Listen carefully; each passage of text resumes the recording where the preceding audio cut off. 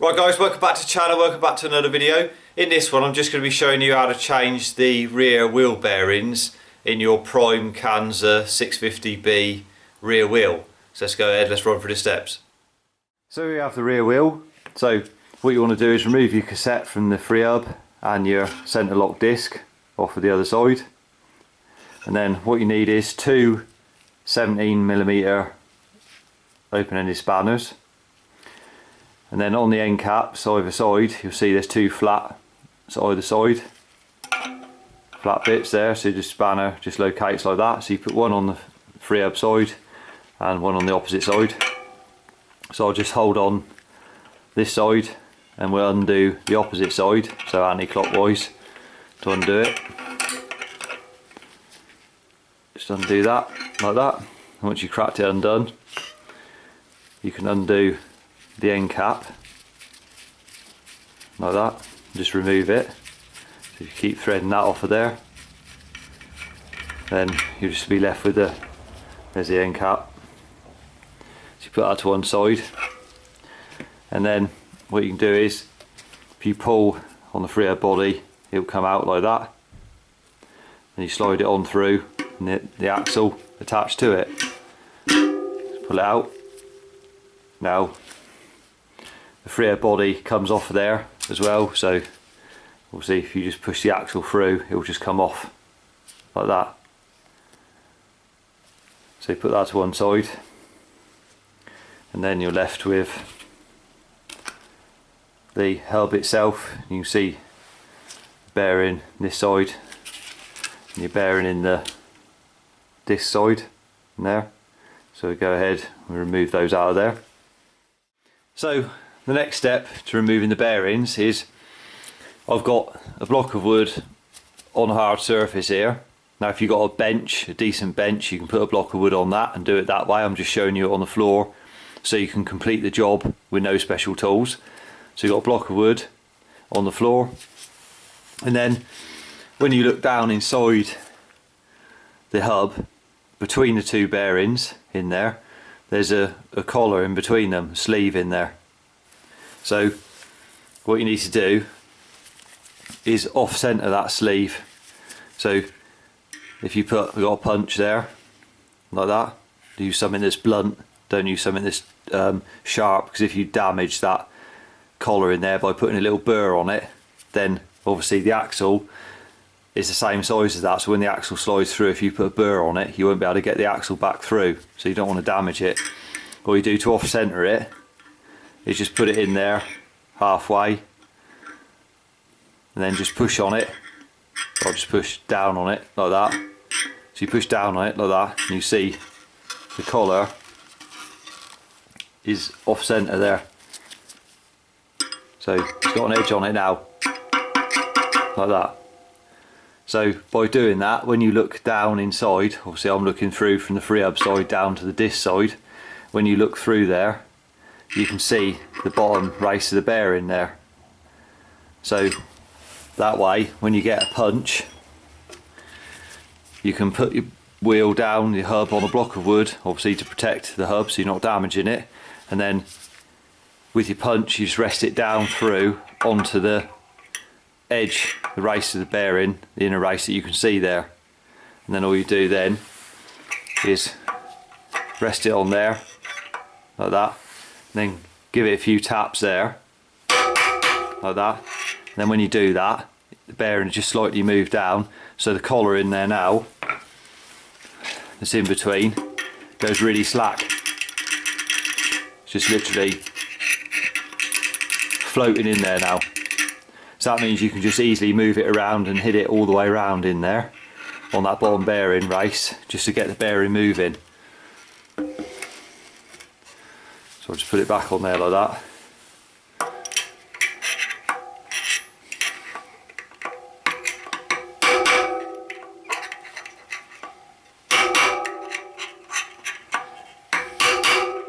As you see, I'm just hitting it crisscross pattern, so you're not hitting it all in one place, because you'll hit it out crooked, so you want to hit it out even.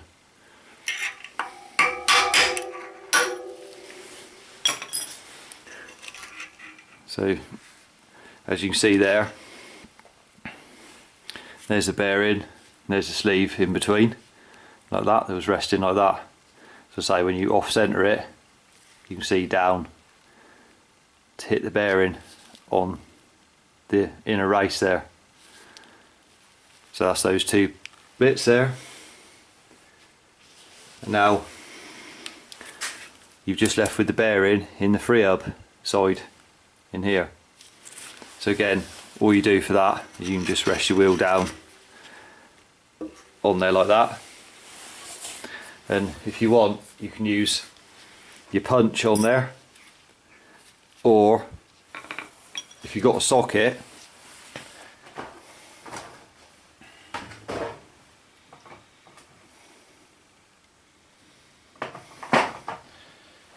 you can get a socket like that. I'll just show you it. So you put a socket down in there like that and rest on the bearing in the bottom, and then just use that to hit the bearing out. So you just use that like that and tap that around and the bearing will come out. So you can use a socket. That's a 13mm socket. If you only got a short socket, you can just put an extension on top of it to make it easier so you don't hit your fingers or anything. Like I say, or you can just use a punch, it makes no difference which. So we put that in there like that on the bottom.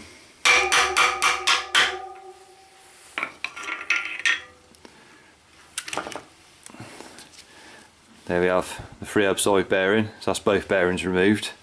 So then all you do is clean up inside where the new bearings are going to sit inside the hub. Give it a clean round, wipe it round in there, make sure it's free of dirt and old grease on both sides.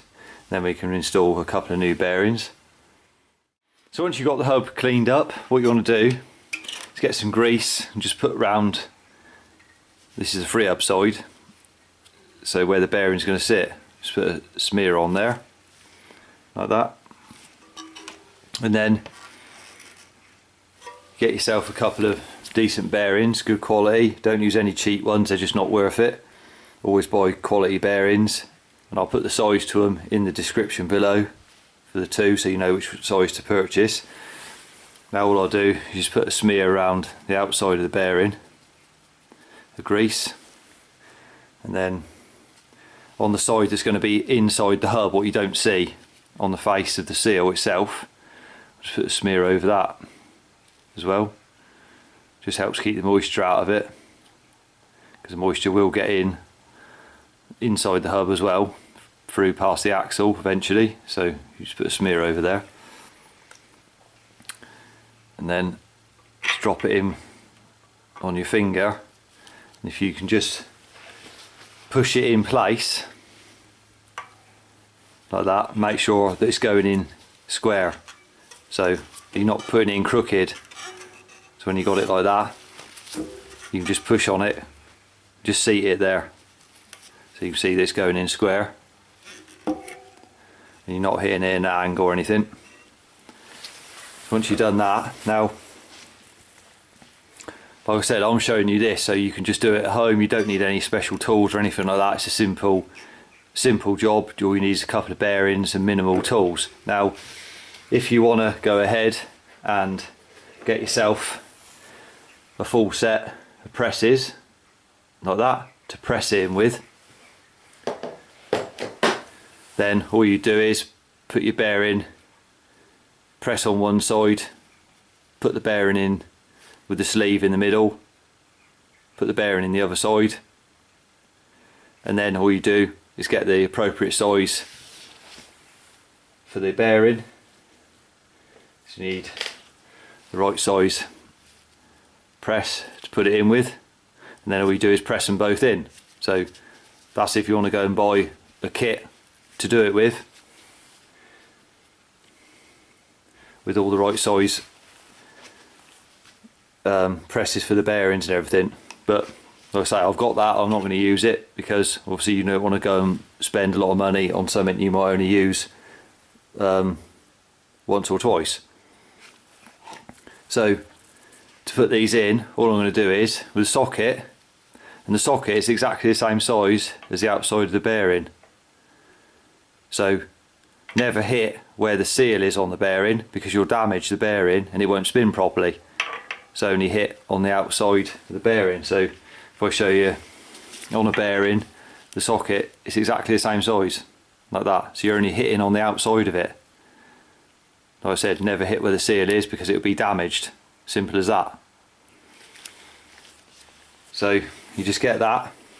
Like I say, you can use a shallow one like that, or if you want to, you can just use a deeper socket. It's up to you, whichever you prefer. All we'll do is hold that over there, so it's exactly on the outside of the bearing, and then just tap it round so as it's going in square. You're not hitting in an angle or anything.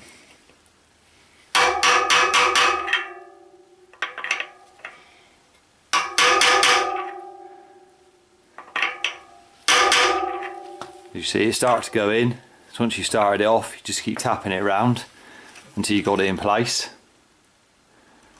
and then we'll flip it over and we'll do the opposite side.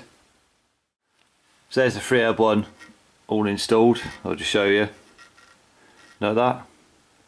Past the teeth, obviously, for the 3/8. It's in the bottom.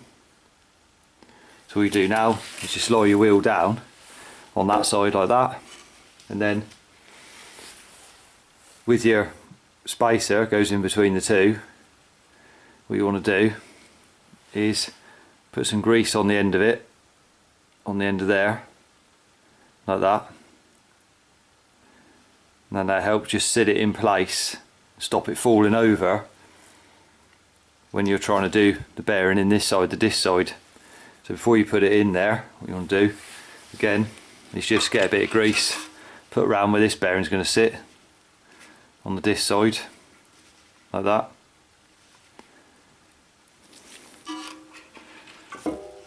And then, like I said, put some grease on your spacer there and lower it down in there.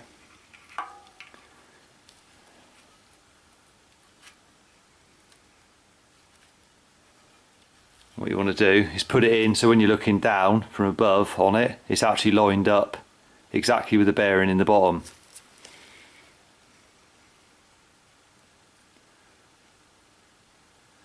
So it's just sitting on top of it where it should be, like that. And it's actually all the way in, obviously, because you've got to put this top bearing in.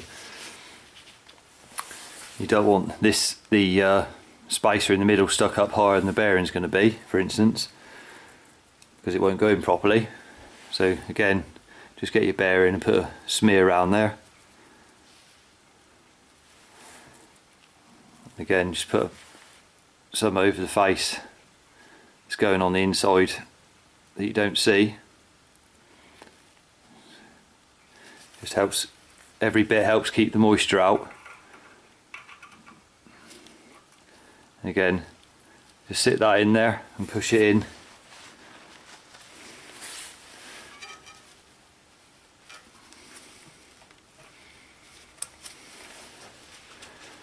To start it off, so it's going in square, not crooked. And again with your socket, same size, 20mm socket, 20mm. Put that over there again. Just a case of tapping that down in.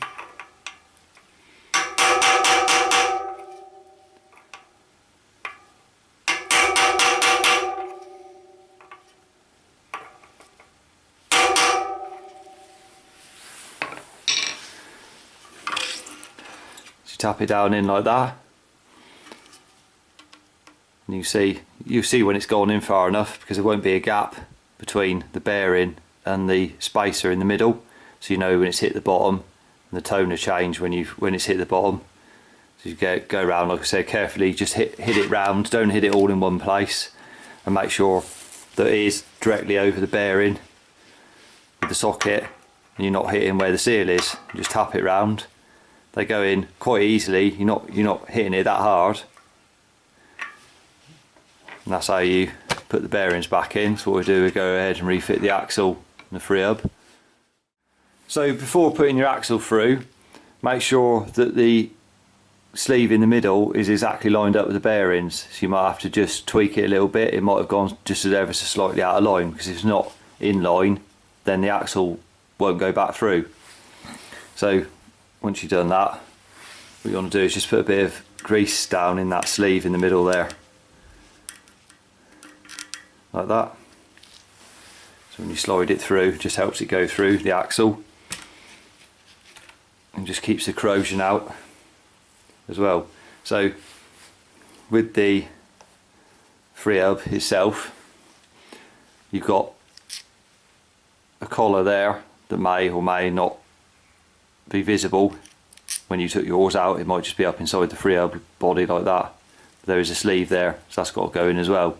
So you can slide it down inside the free hub there. See, what you want to do is, before you do anything with it, just make sure it's got some grease over the axle, all over it, before you put it back in. And also, while you've got it out like that, just check the pulls are working on the free hub, so spring loaded on there. Make sure they're going in and out as they should as well. So you can clean all that up and re-grease the pulls on there as well if you wanted to. And I say you can slide that free hub body off of the axle and grease as well the free hub body inside where it goes onto the axle. And also just check the bearings in your free hub body at the same time. If you want to know how to change them, I'll just put a link up on the screen there for another video on doing the bearings in one of these free hub bodies. So once you grease the axle, then you do is slide that through like that. Just push that through, and then when it goes to getting it to engage, you just push on it and turn backwards slightly anti-clockwise and push on it at the same time. It should engage in there. Make sure your axle's right through, and then all you do is, with your end cap for the disc side, just make sure it's got some grease on the end of it like that before you put it on. Just helps keep the moisture out, and all that does is thread on there. So clockwise, just get it threaded on all the way. Just hold this side, just do it up. Then all you want to do then is, again with your spanners, is just hold the free hub side and just nip up the opposite side. Just nip that down so the end cap like that. Just do it up slightly, and then so you can spin your wheel, make sure it's spinning okay, which you should do. The new bearing, so should be fine. Then what you can do is go ahead, obviously refit your cassette and your disc, and then put the wheel back in the bike, and that's how you change the rear wheel bearings. So I hope you found the video helpful. If you did, remember to give it a thumbs up, subscribe to the channel for more cycle related content. Till next one, ride safe, and I'll see you then.